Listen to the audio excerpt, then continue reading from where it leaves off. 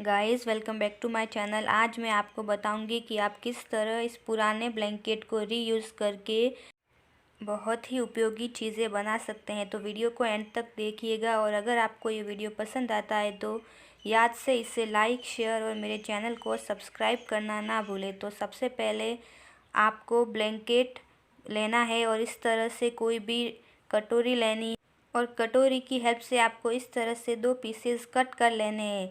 Cut करने के बाद आपको इस तरह से दोनों को रखकर दोनों को ही जिस शेप में कट किया है उसी तरह से सुई की हेल्प से आपको यहाँ पे टाँके ले लेने हैं।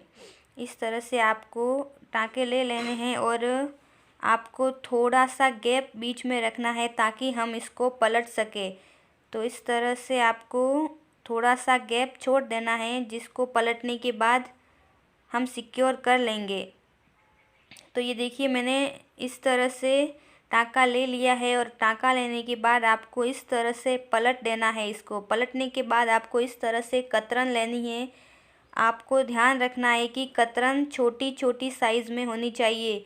आप बड़े टुकड़ों को छोटा छोटा कर सकते हैं ताकि जब हम इसमें नीडल डालें तो वो इजीली बाहर निकल सके। तो आपको कतरन भरने के बाद इस तरह से खुले हुए भाग को भी इस तरह से टाँका लेकर सिक्योर कर देना है।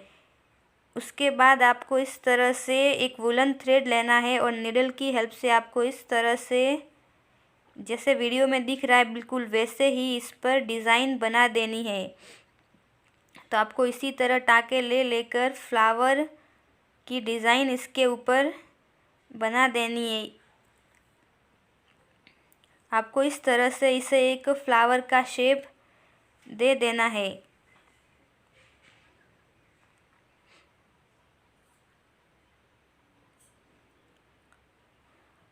आप वुलन थ्रेड की जगह कोई और थ्रेड भी यूज़ कर सकते हैं।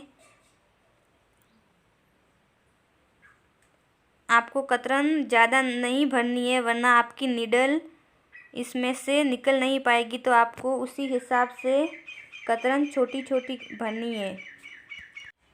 सो ये देखिए इसी तरह से हमारे बाकी के पीसेस भी मैंने बना दिए हैं। अब मैं इन पीसेस को इस तरह से रख कर आपस में जॉइन कर लूँगी। आपको इस तरह से जो भी शेप देना है उस हिसाब से रख कर इस तरह से जॉइन कर लेना है। देखिए मैंने इनको जॉइन कर दिया है और इनके ऊपर इस तरह से मैंने पोटली बटन अटैच कर लिए और ये हमारा बहुत ही ब्यूटीफुल सा डोरमेट बन के बिल्कुल रेडी है। उसके बाद हम बचे हुए ब्लैंकेट को लेंगे और बचे हुए ब्लैंकेट में से हम 20 इंचेस चौड़ा और 54 इंचेस लंबा पीस कट करेंगे इसमें से। तो देखिए मैंने ये पीस कट कर लिया है और कट करने के बाद अब मैं अगेन 20 इंचेस चौड़ा और 12 इंचेस लंबे दो पीसेस कट करूँगी। तो देखिए मैंने ये दो पीस कट कर लिए हैं और अब इन दोनों को मैं इस ब्लैंकेट के दोनों सिरों पर अटैच करूँगी।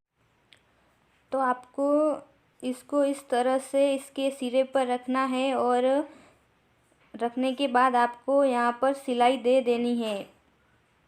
इसी तरह से दूसरे पीस को भी दूसरे सिरे पर रखकर आपको सिलाई देनी है और उसी के साथ मैं यहाँ पर इसके ऊपर ब्लैक कलर की पट्टी भी अटैच करूँगी। इस तरह से आपको ब्लैक कलर की पट्टी लेनी है और इस तरह से इसके किनारे पर अटैच कर लेनी है और यही पट्टी आपको ब्लैंकेट के चारों तरफ भी अटैच कर लेनी है।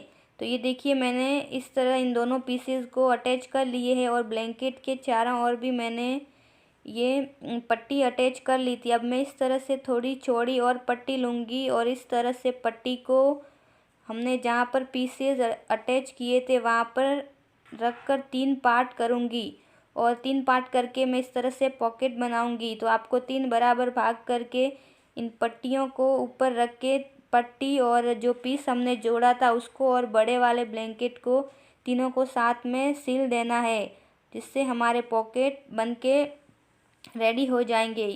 तो देखिए मैंने ये इन पट्टियों को अटैच कर लिया है और मैंने इसके दूसरे साइड पर उसी तरह से इन पट्टियों को अटैच कर लिया है तो ये हमारे फ्रिज का कवर बनके बिल्कुल रेडी है। सो आई होप आपको ये आइडिया पसंद आया होगा।